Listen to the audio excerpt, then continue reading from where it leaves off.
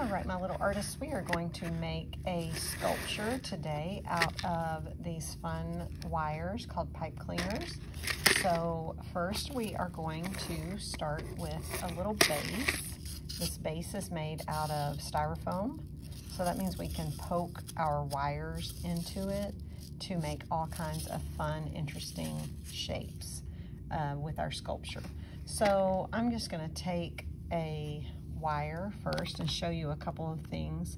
I can take a pencil or a marker and I can wrap that wire around it and it's gonna stay that way. Before, when we made paper sculptures, you know, our paper didn't stay that way. We had to glue it. But with this, we can make all these fun curly wires and we can stick those in our styrofoam gently because it is easy for this styrofoam to break. And you can come over here on the side, okay, and make kind of a cool little shape with your wire, okay? Now this time I'm gonna take this wire and I'm gonna actually add some of the things out of my little basket, okay?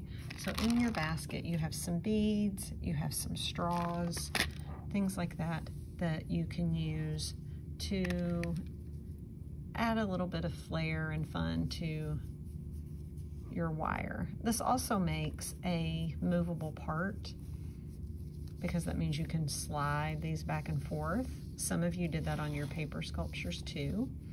So it's kind of fun that you can do that with these as well. Okay, so I'm just gonna stick, I think I'm gonna have this one kind of curl around.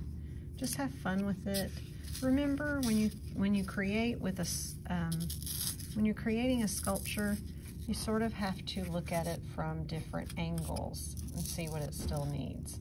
And you might find too that your sculpture wants to tip over when you start to get quite a bit of things built on there. So you have to think about balancing it. You can also think about how to bend these wires. Like I can bend them in a zigzag line so I can add a lot of cool variety with my lines. Okay, and also have a lot of fun with the colors and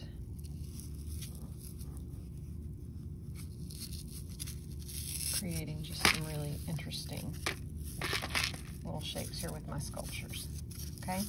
All right, I want to show you one more quick thing before we get started.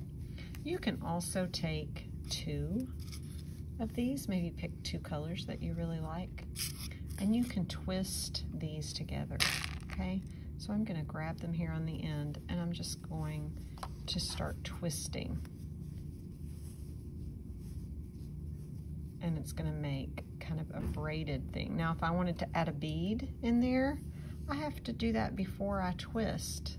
Okay, so here I found this cool little heart bead.